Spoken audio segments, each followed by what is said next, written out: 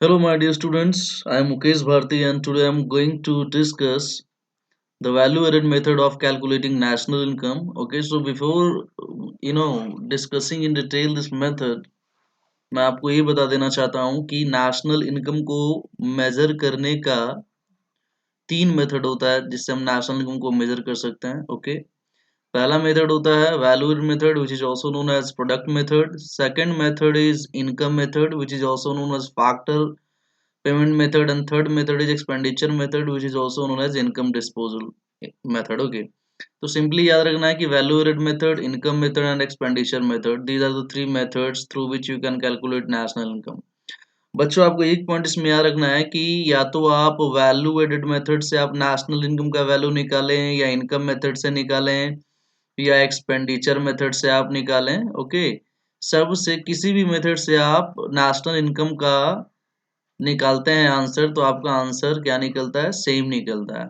और national income का ही नहीं, या तो नेशनल इनकम हो जिसको हम एनएनपी एडएफसी बोलते हैं, या डोमेस्टिक इनकम हो जिसे हम एनडीपी एडएफसी बोलते हैं, या कोई और एग्रीगेट्स हो जैसे जीएनपी एमपी हो गया. किसी भी तरह का 8 एग्रीगेट होता है, मैंने लास्ट वीडियो में बता रखा है, you can see from there. Okay, so if you find any aggregate through any method, value added income or expenditure, you will get the same answer. Okay, so आज हम लोग जो स्टूडेंट्स डिस्कस करने जा रहे हैं वो वैल्यू एडेड मेथड को डिस्कस करेंगे. ओके, कि वैल्यू एडेड क्या होता है, इसका फॉर्मूला हम डिस्कस करेंगे. ओके, वैल्यू एडेड का फॉर्मूला डिस्कस करेंगे. फॉर्मूला के बाद हम कुछ कंफ्यूजन्स डिस्कस करेंगे जिसमें बच्चे ज़्यादा कंफ्यूज होते हैं. ओके, और नेक्स्ट वीडियो में मैं भी बता देना चाहता हूँ कि नेक्स्ट वीडियो में मैं वैल्यू एडेड मेथड का न्यूमेरिकल डिस्कस करूंगा, तो इस वीडियो को देखने के बाद मेरा नेक्स्ट वीडियो जरूर देखें. ओके, तो वैल्यू एडेड का कॉन्सेप्ट समझने के लिए हम एक एग्जांपल लेते हैं. तो बच्चों, इस एग्जांपल को ध्यान समझना. मान लो कि एक फर्म है. Okay, there is a firm, name of the firm is ABC private limited. Okay, ABC private limited नाम का एक फर्म है. ओके, ये फर्म प्रोडक्शन करेगी. प्रोडक्शन, ये हम एग्जांपल लेके चल रहे हैं कि प्रोडक्शन किसका करने वाली? जैगरी का प्रोडक्शन करने वाली. जैगरी क्या होता है आपको पता है? जैगरी का मतलब होता है गुड़, हिंदी में बोलते हैं. जैगरी का प्रोडक्शन करने वाली है, और जैगरी के प्रोडक्शन करने के लिए इस फर्म को रॉ मटेरियल के लिए क्या चाहिए? Sugar cane. शुगर केन का मतलब गन्ना. तो यहाँ पे आप देख सकते हो बच्चों, ये शुगर केन का आपके पास एक फिगर है. वो सिर्फ ये समझाने के लिए है कि जैगरी का प्रोडक्शन करने के लिए शुगर केन का जरूरत पड़ेगा. तो ये आपका क्या हो गया? उस फर्म के लिए क्या हो गया? शुगर केन हो गया. तो पहले ये फर्म, ये एबीसी फर्म है, पहले क्या करेगा? ये शुगर केन खरीदेगा. ओके, और शुगर केन को यूज करके ही ये जैगरी का प्रोडक्शन करेगा. तो याद रखना, ये जो शुगर केन है ना, ये इस फर्म के लिए क्या हो गया? इस फर्म के लिए ये शुगर केन रॉ मटेरियल हो गया. क्या हो गया? Raw material. तो रॉ मटेरियल को, पहले रॉ मटेरियल को खरीद रहा है, और यही रॉ मटेरियल इस फर्म के लिए क्या कहलाता है? इंटरमीडिएट कंजप्शन कहलाता है. ओके, इंटरमीडिएट कंजप्शन या इंटरमीडिएट गुड्स या इंटरमीडिएट कॉस्ट बोल सकते हो. तो एक तो हमने देख लिया कि फर्म ने शुगर खरीदा, शुगर केन खरीदा. शुगर केन का वैल्यू कितना है जी? 1 लाख का वैल्यू है इस रॉ मटेरियल का, शुगर केन का, या आप बोल सकते हो 1 लाख का उसने इंटरमीडिएट कंजप्शन के लिए गुड्स खरीदे. ओके, अब क्या करेगा? इसने क्या किया? ये एरो आपको दिख रहा है ना, कि इस शुगर केन को यूज करके, इसमें प्रोडक्टिव एक्टिविटीज करके, लेबर को यूज करके और भी प्रोसेस करके इसने प्रोडक्शन किया. और प्रोडक्शन किसका कर लिया इसने? जैगरी का. तो ये जो जैगरी का जो ये प्रोडक्शन कर रहा है, ये इसके लिए फाइनल गुड्स हो गया, यानी ये आउटपुट ये तैयार कर रहा है. ओके, तो ये आउटपुट तैयार कर रहा है. ये आउटपुट कितने का तैयार किया? 3 lakhs का आउटपुट तैयार किया. जो 3 lakhs जो है बच्चों, वो क्या कहलाता है? कि वैल्यू ऑफ आउटपुट जो ये फर्म तैयार कर रहा है. तो देखो ध्यान से कि इसने सबसे पहले क्या लिया? इंटरमीडिएट गुड्स लिया, खरीदा, रॉ मटेरियल वगैरह खरीदा. रॉ मटेरियल को यूज करके इसने फाइनल प्रोडक्ट जैगरी को बनाया. जैगरी का जो वैल्यू है वो कितना है? 3 lakhs है, यानी ये वैल्यू ऑफ आउटपुट हो गया. तो कहीं ना कहीं इंटरमीडिएट कंजप्शन का वैल्यू क्या हो गया? 1 लाख हो गया. और जो वैल्यू ऑफ आउटपुट हो गया वो कितना हो गया? 3 lakhs हो गया. यानी 1 लाख का इंटरमीडिएट गुड्स को यूज करके उसको फर्दर प्रोडक्शन कर दिया 3 lakhs में। अब अगर बच्चे आपसे ये पूछा जाए कि इस फर्म ने कितना वैल्यू एडिशन किया, कितना वैल्यू इस फर्म ने ऐड किया, तो आपका जवाब क्या होगा? आप देखो 1 लाख रुपए का गन्ना, तो 1 लाख रुपए का जो शुगर केन खरीदा है, गन्ना खरीदा है, वो ये जो गन्ना आपको दिख रहा है, ये आपको पता है इस फर्म ने नहीं बनाया। ये गन्ना तो फार्मर ने बनाया होगा, ये दूसरे फर्म ने बनाया होगा। उस इस फर्म ने क्या किया, इसको खरीदा 1 लाख रुपए को, और 1 लाख रुपए का सामान बाहर से खरीदा और उसको कितने में कन्वर्ट कर दिया, 3 lakhs में। तो इसने वैल्यू कितना ऐड किया, तो आपको साफ साफ पता चल रहा है 1 लाख रुपए का सामान लेके 3 लाख में कन्वर्ट कर दिया। उसने एक्स्ट्रा वैल्यू कितना ऐड किया, फर्म ने अपने तरफ से कितना वैल्यू ऐड किया, तो 2 lakhs का वैल्यू ऐड किया। तो ये जो वैल्यू एडेड हो गया। लेकिन अगर आपसे पूछा जाए कि इस फर्म ने कितने रुपए का प्रोडक्शन किया, तो याद रखना बच्चों, प्रोडक्शन भी कितने का होगा, 2 lakhs का। अब यहाँ पे जैगरी तो 3 लाख का आपके सामने है, लेकिन इस 3 लाख रुपए में इस 1 लाख रुपए का जो शुगर केन है, इसका वैल्यू भी एडेड है, और ये 1 लाख रुपया तो फर्म ने बनाया नहीं है। तो नॉर्मली 3 लाख का प्रोडक्शन नहीं होगा, 3 लाख में से 1 लाख माइनस करोगे तो 2 lakhs का प्रोडक्शन होगा। तो जो वैल्यू एडिशन होता है फर्म के द्वारा, वही फर्म का प्रोडक्शन होता है, या जीडीपी में वही फर्म का क्या होता है, कंट्रीब्यूशन होता है पूरे नेशनल प्रोडक्शन में। ओके, तो ये पॉइंट याद रखना। तो यहां से सिंपली आपने देख लिया बच्चों, वैल्यू एडेड हमने कैसे निकाला। तो सबसे पहले हमने क्या देखा कि वैल्यू ऑफ आउटपुट कितना है, ये हमने देख लिया, और उसमें से हमने इंटरमीडिएट कंजप्शन को घटा दिया। तो वैल्यू ऑफ आउटपुट कितना था, 3 lakhs था, इसमें से 1 लाख हमने माइनस कर दिया, तो 2 lakhs का क्या निकल के आ गया, वैल्यू एडेड निकल के आ गया। तो इस तरीके से इस फर्म के एग्जाम्पल से आपको ये समझ में आ गया होगा कि कोई भी फर्म होता है उसको प्रोडक्शन करने के लिए इंटरमीडिएट गुड्स चाहिए, और इंटरमीडिएट गुड्स को यूज करके वो क्या करता है, आउटपुट का प्रोडक्शन करता है, और वैल्यू ऑफ आउटपुट में से इंटरमीडिएट कॉस्ट के वैल्यू को हम माइनस कर देते हैं, तो हमारा क्या निकल के आता है, वैल्यू एडेड आता है, या उस फर्म का प्रोडक्शन आता है। अब बच्चों थोड़ा सा हम यहाँ पे एक पॉइंट ध्यान देंगे जो आगे भी फॉर्मूला में मैं डिस्कस करूंगा। पहला पॉइंट क्या है, पहला पॉइंट ये है कि वैल्यू ऑफ आउटपुट, तो आप देख रहे हो कितने का प्रोडक्शन किया इस फर्म ने, 3 lakhs का। अगर ये 3 lakhs का सारा आउटपुट क्या हो गया, सेल्स हो गया, बिक गया फर्म का, तो याद रखना कि वैल्यू ऑफ आउटपुट किसके बराबर हो जाएगा, सेल्स के बराबर, क्योंकि जितना भी आउटपुट उसने प्रोड्यूस किया सारा का सारा बिक गया। तो एक तो वैल्यू ऑफ आउटपुट कभी कभी सेल्स ही वैल्यू ऑफ आउटपुट हो जाता है। दूसरा जो पॉइंट क्या है कि कभी कभी मान लो आपने वैल्यू ऑफ आउटपुट कितने का तैयार किया था, तो वैल्यू ऑफ आउटपुट आपने 3 lakhs का तैयार किया था, उसमें 2 लाख रुपए का सेल्स हो गया, 1 लाख रुपए का स्टॉक बच गया, यानी बहुत सारा जैगरी है जो अनसोल्ड है, फाइनल गुड्स नहीं बिकता है। तो जो नहीं बिकता है वो चेंज इन स्टॉक का फॉर्म ले लेता है। तो 2 लाख रुपए का सेल्स हो गया, 1 लाख रुपए का चेंज इन स्टॉक हो गया, तो total value of output 3 lakhs में से, तो 3 lakhs में से 2 लाख का सेल, 1 लाख का चेंज इन स्टॉक। तो कभी कभी वैल्यू ऑफ आउटपुट का क्या फॉर्मूला बनता है, sales plus change in stock. तीसरा क्या है बच्चों, वैल्यू ऑफ आउटपुट कितने का तैयार किया, 3 lakhs का, 1 लाख रुपए का बिक गया, 1 लाख रुपए का बिक गया, 1 लाख रुपए के बिकने के बाद 1 लाख रुपए का स्टॉक बच गया, 2 लाख रुपए हो गया, बाकी 1 लाख बच गया। तो उसको आपने सेल्फ कंजप्शन के लिए खुद अपने फैमिली या खुद आपने उसको कंज्यूम किया, यूज किया, तब टोटल कितना हो गया, 3 lakhs। तो याद रखना है बच्चों कि कभी कभी सेल्फ कंजप्शन रहता है, तो वहां पे वैल्यू ऑफ आउटपुट का फॉर्मूला क्या बन जाता है, sales plus change in stock हो जाता है, और plus goods produced for self consumption हो जाता है। तो इस केस में वैल्यू ऑफ आउटपुट का 3 फॉर्मूला हो जाता है। ओके, तो ये पॉइंट आपको याद रखेगा। कभी कभी पूरा बिक गया तो सेल्स ही वैल्यू ऑफ आउटपुट है, नहीं तो sales plus change in stock value of output है, नहीं तो sales plus change in stock plus goods produced for self consumption है।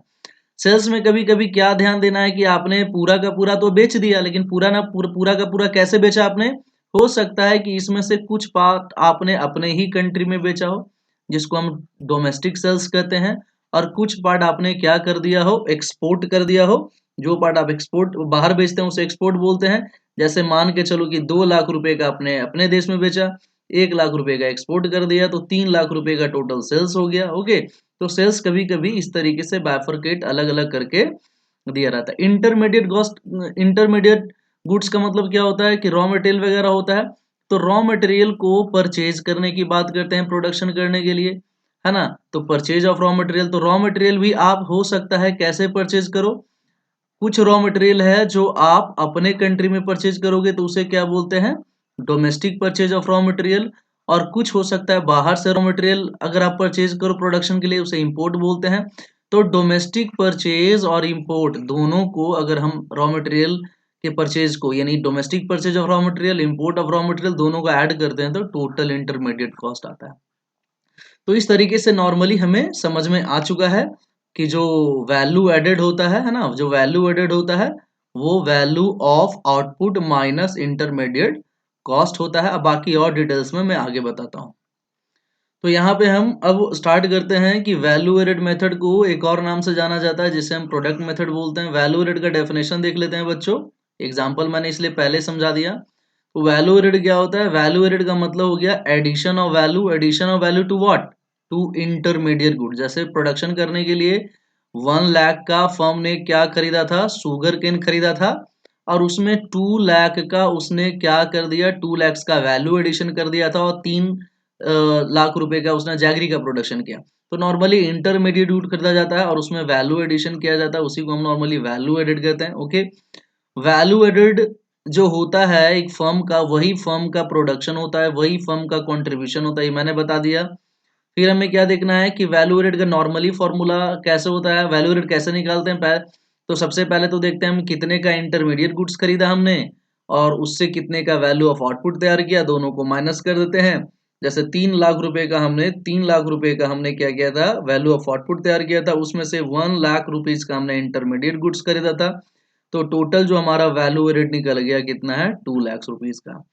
फिर हमने क्या देखा कि वैल्यू ऑफ आउटपुट का 3 केस होता है, अगर सारा का सारा बिक गया तो सेल्स ही वैल्यू ऑफ आउटपुट है, नहीं तो अगर कुछ सामान नहीं बिकता है तो चेंज इन स्टॉक का फॉर्म। तो कभी कभी सेल्स वैल्यू ऑफ आउटपुट है, नहीं तो sales plus change in stock value of output है। और अगर कुछ सेल्फ कंजप्शन के लिए यूज करते हैं तो तीसरा भी कंपोनेंट आ जाता है कि value of output is equal to sales plus change in stock plus value used for self consumption. Intermediate goods में हमने क्या बात किया बच्चों, इंटरमीडिएट गुड्स में हमने बात किया कि हम रॉ मटेरियल वगैरह को जो हम यूज खरीदते हैं, रॉ मटेरियल हो गया, फ्यूल्स हो गया, पावर कंजप्शन हो गया, ये सब इंटरमीडिएट गुड्स होता है। अगर इंटरमीडिएट गुड्स के बारे में डिटेल्स में जानना है तो इसका वीडियो मैं ऑलरेडी बना रखा हूँ। याद रखना ये सारा जो रॉ मटेरियल वगैरह इसे नॉन फैक्टर इनपुट बोलते हैं। फैक्टर इनपुट में क्या आता है, जैसे लैंड हो गया, लेबर हो गया, कैपिटल हो गया, एंटरप्रेन्योरशिप हो गया, ये सब जो बच्चे ये सब जो होता है ना, ये होता है फैक्टर इनपुट्स। और फैक्टर इनपुट्स के परचेज को हम नहीं लेते हैं। फैक्टर इनपुट्स इंटरमीडिएट गुड्स नहीं होता है। इंटरमीडिएट गुड्स में raw material, fuels, power consumption, इस तरह की चीजें आती हैं जो रीसेल के लिए, फर्दर प्रोडक्शन के लिए खरीदी जाती हैं। ओके, तो ये तो नॉर्मली मैं कुछ थ्योरी के फॉर्म में बता दिया। अब एग्जैक्ट फॉर्मूला हम लोग समझते हैं। यहाँ पे देख लीजिए बच्चों, यहाँ पे हमने क्या देखा था कि एक फर्म प्रोडक्शन करती है इंटरमीडिएट गुड्स लेके तो क्या निकालती है, वैल्यू एडेड। तो उस फर्म का जो वैल्यू एडेड होता है वही उस फर्म के लिए gross value added at market price होता है। ग्रॉस का मतलब टोटल, वैल्यू एडेड का मतलब मैंने बताया प्रोडक्शन होता है, तो टोटल प्रोडक्शन, प्रोडक्शन का वैल्यू कैसे निकालते हो, मार्केट प्राइस पे। तो उसी को हम GVA एट MP बोलते हैं। यहाँ पे आप क्या लिख सकते हो, GVA एट MP इसको लिखते हैं। ओके, तो वैल्यू एडेड को ही हम क्या बोलते हैं, GVA एट MP। तो फॉर्मूला सेम हो गया। फॉर्मूला क्या हो जाएगा, value of output minus intermediate consumption. अब वैल्यू ऑफ आउटपुट का जो पॉइंट मैंने बताया सेम पॉइंट है। देखो वैल्यू ऑफ आउटपुट में क्या होता है, सबसे पहला पॉइंट सेल। तो अगर सारा का सारा सेल्स हो गया तो सेल्स ही हमारा क्या हो जाता है, वैल्यू ऑफ आउटपुट। लेकिन अगर कुछ हमारा बच जाता है अनसोल्ड तो दूसरा पार्ट क्या हो जाता है, चेंज इन स्टॉक। और सेल्स और चेंज इन स्टॉक को जब ऐड कर देते हैं तो क्या हो गया हमारा, वैल्यू ऑफ आउटपुट।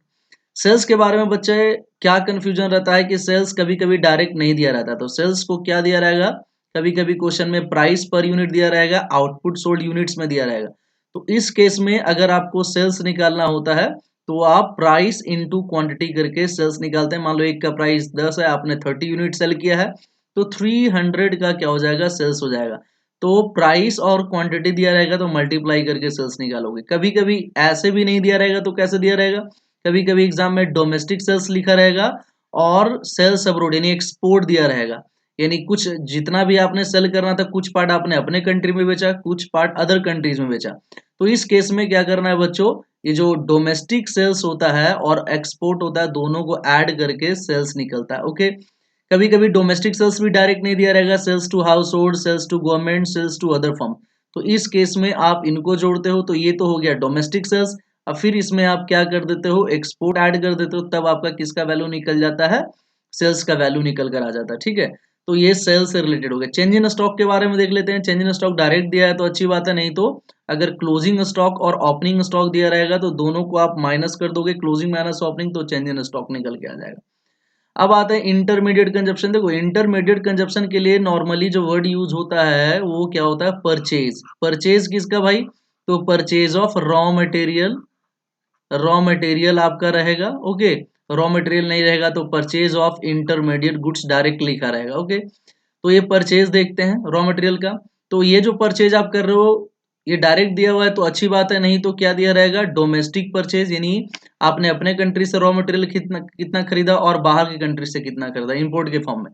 तो डोमेस्टिक दिया रहेगा बच्चों तो उसमें इंपोर्ट को क्या करेंगे, प्लस करेंगे, तो इंटरमीडिएट कंजप्शन। कभी कभी डोमेस्टिक भी डायरेक्ट नहीं दिया रहेगा, purchase from house hold, purchase from government, purchase from other firms, तो इनको आप प्लस करोगे तो डोमेस्टिक परचेज, और इसमें फिर क्या करोगे आप, इंपोर्ट ऐड करोगे, तब टोटल इंटरमीडिएट कंजप्शन निकलेगा। तो ये बेसिकली आपको फॉर्मूला समझ में आ गया होगा कि वैल्यू एडेड या जीवीएमपी का फॉर्मूला होता है value of output minus intermediate. Value of output में बता दिया, सेल्स चेंज इन स्टॉक होता है, सेल्स कैसे कैसे दिया रह सकता है वो भी मैंने बता दिया, चेंज इन स्टॉक के बारे में बता दिया। अब इन्हीं सारे चीजों में क्या क्या कंफ्यूजन क्रिएट हो सकते हैं वो मैं आगे डिस्कस करता हूँ। अब इसमें बच्चों ये देख लो इंपॉर्टेंट पॉइंट्स हैं, इंपॉर्टेंट पॉइंट से ज्यादा बेटर होगा जब हम इसे बोलेंगे कंफ्यूजिंग पॉइंट्स। कंफ्यूजिंग पॉइंट्स मतलब ये ऐसे पॉइंट्स हैं जहां बच्चे गलती कर बैठते हैं। तो पहला जो कंफ्यूजन है वो किससे रिलेटेड बच्चों को होता है, सेल्स से। तो याद रखना पहला क्या है, अगर क्वेश्चन में सेल्स दिया हुआ है या टोटल सेल्स दिया हुआ है एक फर्म का, तब आपको कोई कंफ्यूजन नहीं है, आपको सेम वैल्यू लेना है ना। याद रखना, या अगर सेल्स न दिया रहे तो सेल्स कभी कभी प्राइस और क्वांटिटी के फॉर्म में दिया रहेगा तो प्राइस क्वांटिटी को मल्टीप्लाई करके सेल्स निकालते हो। तो एक पॉइंट याद रखना है बच्चों कि अगर ये इस तरीके से सेल्स दिया रहे या इस तरीके से, तब ये वाला पॉइंट याद रखना है कि exports are not to be added separately when sales and total sales are given. जब इस तरीके से दिया रहेगा तो एक्सपोर्ट की वैल्यू भी दी रहेगी तो वहां पे एक्सपोर्ट के वैल्यू को आपको नहीं टच करना है, क्योंकि टोटल सेल्स में एक्सपोर्ट का वैल्यू ऑलरेडी एडेड होता है। ओके, बट कभी कभी क्या रहेगा बच्चों, कभी कभी सेल्स कैसे दिया रहेगा, सेल्स हमें चाहिए बट डोमेस्टिक सेल्स दिया रहेगा। तो डोमेस्टिक सेल्स का मतलब टोटल सेल्स नहीं दिया हुआ, क्योंकि यहाँ पे एक्सपोर्ट अलग दिया रहेगा। तो डोमेस्टिक वर्ड अगर रहेगा तो डोमेस्टिक वर्ड के लिए आपको एक्सपोर्ट को भी जब ऐड करोगे तो टोटल सेल्स निकलेगा। कभी कभी डोमेस्टिक सेल्स भी ऐसे दिया रहेगा, sales to household, sales to government, sales to other, इस तरीके से। तो ये मैं बता ही रखा हूँ, इनको ऐड करोगे, इनको ये डोमेस्टिक सेल्स हो गया, ऐड करने के बाद इनको अलग से एक्सपोर्ट ऐड करना पड़ेगा तब टोटल सेल्स निकलेगा। तो इस जो ये दो केस है, इन दो केस में एक्सपोर्ट को अलग से नहीं ऐड करना है, बट इन दो तरीके से दिया रहेगा तो एक्सपोर्ट को ऐड करना है। वैसे ही दूसरा जो कंफ्यूजन है बच्चों रिलेटेड टू इंटरमीडिएट कॉस्ट। अगर क्वेश्चन में इंटरमीडिएट कॉस्ट या इंटरमीडिएट कंजप्शन या परचेज या टोटल परचेज दिया हुआ है तो आपको कोई कंफ्यूजन नहीं है, सेम वैल्यू डायरेक्ट दे रखा है। अगर इस तरीके से डायरेक्ट दिया रहेगा बच्चों तो याद रखना आपको यहाँ पे ये वाला point, imports are not to be included separately when purchase और intermediate cost are directly given. अगर इस तरीके से दिया रहेगा, अगर इस तरीके से दिया रहेगा तो आपको अलग से इंपोर्ट को ऐड करने की जरूरत नहीं है, इस पॉइंट को आप याद रखें। ओके, बट दूसरा पॉइंट याद रखना है कि अगर डोमेस्टिक परचेज दिया रहेगा, यानी आपने अपने कंट्री से रॉ मटेरियल वगैरह इंटरमीडिएट गुड्स कितना खरीदा है, तो डोमेस्टिक परचेज अगर रहता है बच्चों तो वहां पे हमें इंपोर्ट्स को ऐड करना पड़ता है, और इन दोनों को जब ऐड करते हैं तब इंटरमीडिएट कॉस्ट निकलता है। या डोमेस्टिक परचेज भी नहीं दिया रहेगा, परचेज फ्रॉम हाउस होल्ड दिया रहे, परचेज फ्रॉम गवर्नमेंट रहे, परचेज फ्रॉम अदर फर्म्स, अलग अलग करके दिया रहेगा, तो इन सबको आप ऐड करोगे तो ये डोमेस्टिक परचेज का पार्ट हो जाता है। फिर इसमें आप क्या करते हो, इंपोर्ट ऐड करते हो, तब आपका क्या निकलता है, इंटरमीडिएट कॉस्ट निकलता है। तो एक पॉइंट याद रखना है कि इस केस में इंपोर्ट्स नहीं ऐड करना है, लेकिन डोमेस्टिक केस में इंपोर्ट ऐड करना है, या अलग अलग बाइफर्केशन दिया रहेगा तो उस केस में आपको इंपोर्ट को ऐड करना है। एक पॉइंट इसमें और अलग से मैं बता देता हूं बच्चों कि अगर जैसे कि इंटरमीडिएट गुड्स दिया रहे, परचेज दिया रहे, तब तो हमें कोई दिक्कत नहीं, लेकिन कभी कभी क्या होता है, कुछ भी हमें इंटरमीडिएट अगर ऐसे दिया रहता है ना, तो हमें एक्स्ट्रा कुछ भी इंटरमीडिएट कॉस्ट में लेने का जरूरत नहीं है। लेकिन कभी कभी हो सकता है कि आपको ऐसे दिया रहे, मान लो परचेज ऑफ रॉ मटेरियल दिया है, परचेज ऑफ रॉ मटेरियल, और साथ में क्वेश्चन में इलेक्ट्रिसिटी चार्ज भी दिया रहे, इलेक्ट्रिसिटी चार्ज या पावर कंजप्शन चार्जेस भी दिया रहे, है ना। मैंने कुछ बुक्स में देखा इसलिए बता रहा हूं। तो इस केस में क्या होता है ना, आप क्या करोगे, इनको ऐड करोगे तब टोटल इंटरमीडिएट कॉस्ट निकलेगा, क्योंकि ये इंटरमीडिएट कॉस्ट का एक हिस्सा है, एक हिस्सा ये है। लेकिन अगर डायरेक्ट इंटरमीडिएट कॉस्ट लिखा रहे तो हमें इलेक्ट्रिसिटी चार्ज को भी लेने की जरूरत नहीं है, लेकिन रॉ मटेरियल दे रहे तब वहां पे हम ले सकते हैं। ओके, नेक्स्ट जो कंफ्यूजन है हमारा बच्चों, वो किससे रिलेटेड है, चेंज इन स्टॉक से। इसमें क्या याद रखना है कि अगर क्वेश्चन में हमें चेंज इन स्टॉक चाहिए तो चेंज इन स्टॉक दिया रहे या change in stock of goods दिया रहे, change in stock of inventory दिया रहे, तो सेम वैल्यू लेना है। कि चेंज इन सिर्फ स्टॉक लिखा हुआ है, इसका मतलब वो स्टॉक ऑफ गुड्स ही है, स्टॉक ऑफ इन्वेंट्री ही है, और चेंज भी दिया है तो हमें कोई प्लस में दिया रहेगा प्लस में, माइनस में दिया रहेगा माइनस में, सेम वैल्यू लेंगे। कभी कभी क्या होता है बच्चों कि क्लोजिंग स्टॉक का वैल्यू अलग दिया रहेगा, ओपनिंग स्टॉक का वैल्यू अलग, तो क्लोजिंग में से आप ओपनिंग को माइनस करना, ओपनिंग में से क्लोजिंग को नहीं, क्लोजिंग में से ओपनिंग को माइनस करोगे तो क्या निकल के आएगा, चेंज इन स्टॉक, और जो निकल के आएगा प्लस माइनस वही वैल्यू लेना है। तीसरा क्या याद रखना है बच्चों कि अगर इंक्रीज इन स्टॉक दिया रहे या एडिशन टू स्टॉक दिया रहे तो आपको सेम लेना है, क्योंकि इंक्रीज इन और एडिशन टू स्टॉक का मतलब सेम चेंज इन स्टॉक होता है। कभी कभी एक्सेस ऑफ क्लोजिंग स्टॉक दिया रहे ओवर ओपनिंग स्टॉक, तो एक्सेस ऑफ क्लोजिंग स्टॉक और ओवर ओपनिंग स्टॉक रहेगा तो चेंज इन स्टॉक का वैल्यू सेम निकलता है। तो यहाँ भी आपको क्या लेना है, सेम वैल्यू ही लेना है। ओके, यहाँ पे तो यहाँ तक आपको कोई चेंज नहीं करना है, जैसे दिया हुआ है वैसे ही लेना। बट इन दो केसेस में आपको ध्यान देना है, इन दो केसेस में क्या ध्यान देना है देख लो।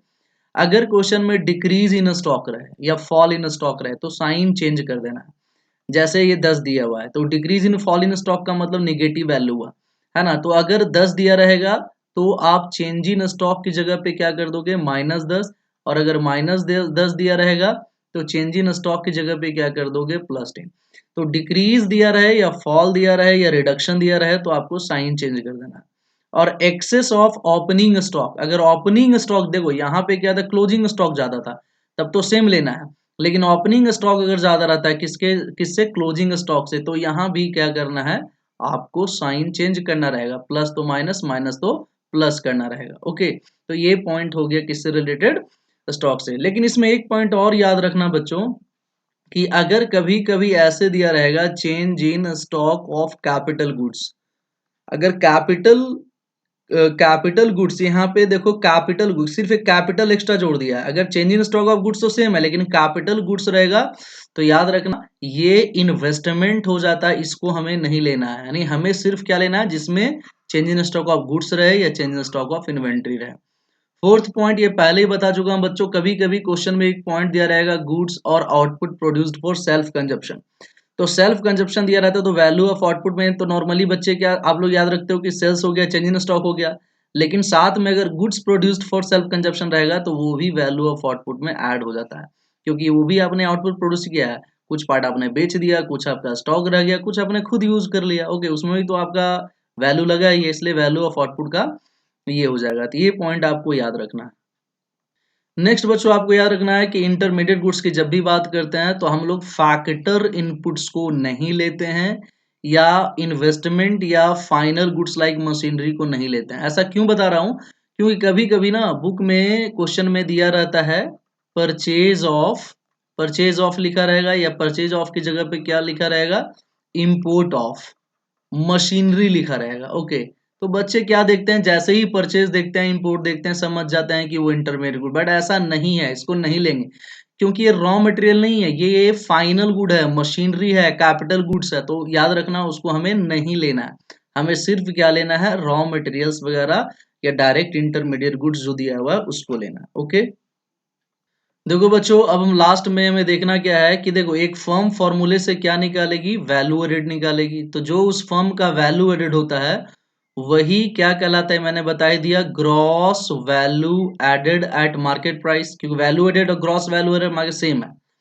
लेकिन अगर मान के चलो कि क्वेश्चन में एक ही फर्म है या पूरे एक ही फर्म देने का मतलब मान के चल रहा है कि पूरे इकोनॉमी में पूरे देश में एक ही फर्म है, तो उस फर्म का जो वैल्यू एडेड होगा, उस फर्म का जो gross value added at market price होगा, वही पूरे कंट्री का जीडीपी होगा। क्योंकि ग्रॉस मतलब टोटल डोमेस्टिक प्रोडक्शन मतलब कंट्री का मतलब जीडीपीएमपी सिंपली कहता है कि पूरे कंट्री में जितना प्रोडक्शन हुआ है डोमेस्टिक टेरिटरी उसका मार्केट वैल्यू। तो एक ही फर्म है तो एक ही फर्म है तो उस फर्म का जो प्रोडक्शन होगा वही पूरे कंट्री का प्रोडक्शन होगा। तो gross value added at market price और value added is equal to GDP at MP. उसी तरीके से अगर एक ही फर्म है तो डोमेस्टिक इनकम कैसे निकलता है, N DP at F C. तो N DP at F C की जगह पे क्या निकालोगे, N V at F C. Net value देखो, एन का मतलब नेट नेट दोनों हो गया। आइए डोमेस्टिक प्रोडक्शन चूंकि एक ही फर्म है तो पूरे कंट्री का डोमेस्टिक प्रोडक्शन और इस फर्म का वैल्यू एडेड क्या होगा, इक्वल होगा। तो NDP at F C is equal to NV at F C उस फर्म का, ठीक है। तीसरा दूसरा पॉइंट अगर क्या रखना है कि अगर एक ही फर्म ना होकर के मान लो कि उस कंट्री में कितने हैं, 3 फर्म्स हैं या मान लो 3 सेक्टर हैं, एग्जांपल ले रहा हूँ, 10 भी हो सकते हैं, एक्चुअली में तो हजारों लाखों करोड़ों में हो सकते हैं, ठीक है। तो उस केस में क्या करेंगे, आप फॉर्म ए का value added gross value added market price निकालोगे, फॉर्म बी का gross value added market price निकालोगे, फॉर्म सी का gross value added market price निकालोगे। यानी सारे सेक्टर्स का या सारे फॉर्म का अलग अलग निकालेंगे और सब के पहले का फिर दूसरे का फिर सब के gross value added market price को ऐड करते हैं, तब पूरे कंट्री का जीडीपी एट एमपी निकल के आता है। ओके, ये पॉइंट समझ में आ गया। ओके, अब बच्चों क्या ध्यान रखना है कि हम नेशनल इनकम कैसे निकालेंगे। तो देखो नेशनल इनकम किसको बोलते हैं, net national product at factor cost को, एनएनपी एट एफसी को। निकल कर क्या आएगा फॉर्मूले से, जीडीपी एट एमपी आएगा फॉर्मूले से निकल के। इसको कैसे कन्वर्ट करेंगे, तो उसके लिए देखिए एक फॉर्मूला मैं ऑलरेडी पीछे के वीडियो में बता रखा हूं। एक होता है ग्रॉस, एक होता है नेट, एक होता है डोमेस्टिक, एक होता है नेशनल, एक होता है मार्केट प्राइस, एक होता है फैक्टर कॉस्ट। ओके, तो ग्रॉस से नेशनल में जाने के लिए माइनस डेप करते हैं और नेशनल से ग्रॉस में जाने के लिए उल्टा कर देते हैं, प्लस डेप करते हैं। डोमेस्टिक से नेशनल में जाने के लिए प्लस एनएफआईए करते हैं और नेशनल से डोमेस्टिक में जाने के लिए माइनस एनएफआईए करते हैं। मार्केट प्राइस से फैक्टर कॉस्ट में जाने के लिए माइनस एनआईटी करते हैं और इधर से इधर में जाने के लिए प्लस एनआईटी करते हैं। अब देख लो, अब यहाँ हमारे पास तो है जीडीपीएमपी, निकालना क्या है एनएनपीएफसी। तो देखो जी से एन में जाने के लिए, तो जी से एन में जाने के लिए क्या करना, माइनस डेप, तो माइनस डेप लग गया। अब देखो डोमेस्टिक से कहाँ जाना है, नेशनल में, तो डोमेस्टिक से नेशनल में जाने के लिए प्लस एनएफआई, तो फॉर्मूले में प्लस एनएफआई आ गया। अब देखो एमपी से कहाँ जाना है, एफसी में, तो एमपी से एफसी में जाने के लिए माइनस एनआईटी करते हैं, तो माइनस एनआईटी आ गया। डोमेस्टिक इनकम अगर निकालने के लिए बोले तो कैसे निकालेंगे बच्चों, domestic income NDP at FC को बोलते हैं। निकल करके आया है जीडीपी एट एमपी। तो देखो जी से एन में जाने के लिए, जी से एन में जाने के लिए माइनस डेप लग गया और एमपी से एफसी में जाने के लिए, तो एमपी से एफसी में जाने के लिए माइनस एनआईटी हो गया, तो माइनस एनआईटी हो गया। तो इस तरीके से अगर आपका जीडीपीएमपी निकल के आ जाता है तो आप किसी भी एग्रीगेट में इसको कन्वर्ट कर सकते हैं। और ये जो 3 फॉर्मूला बताया बच्चों, इसका लास्ट वीडियो एग्रीगेट वाला जो बताया उसमें डिटेल्स में मैंने समझाया, वहां से जाकर भी आप क्या कर सकते हैं, समझ सकते हैं। एक लास्ट पॉइंट ये याद रखना कि जैसे एनवीएफसी कभी कभी अगर क्वेश्चन में पूछ देता है तो वैल्यू एडेड मेथड से क्या आता है, अगर एन वैल्यू एडेड के फॉर्म में पूछेगा तो आपका वैल्यू एडेड मेथड से क्या निकल के आएगा, वैल्यू एडेड वाला लिखेंगे, gross value added at market price. तो जी से एन में जाने के लिए माइनस डेफ हो गया और एमपी से एफसी में जाने के लिए क्या हो गया, माइनस एनआईटी हो गया। तो इसी के साथ हमारा ये वैल्यू एडेड का जो ये वीडियो है फॉर्मूला को मैंने डिटेल्स में समझा दिया। इसमें क्या क्या कंफ्यूजन है ये मैंने अलग से बता दिए। अब आगे जो मैं वीडियो बनाने जा रहा हूँ बच्चों, नेक्स्ट वीडियो जो 1-2 बनाऊंगा मैं, उसमें मैं न्यूमेरिकल डिस्कस करूंगा। और अगर चाहते हैं कि आपको सारा ये फॉर्मूला सही से समझ में आ जाए कैसे अप्लाई किया जाता है, तो मेरा आगे का जो वीडियो है न्यूमेरिकल्स का वो जरूर देखें। Thank you for watching my video. अगर आपको ये वीडियो अच्छा लगा तो आप वीडियो को लाइक कीजिए, मेरे चैनल को सब्सक्राइब कीजिए ताकि आगे के वीडियोस का नोटिफिकेशन आप तक क्या रहे, पहुंचता रहे। तो इसी के साथ मैं समाप्त करता हूँ। Respect your parents, love your study, love economics. Okay, thank you very much.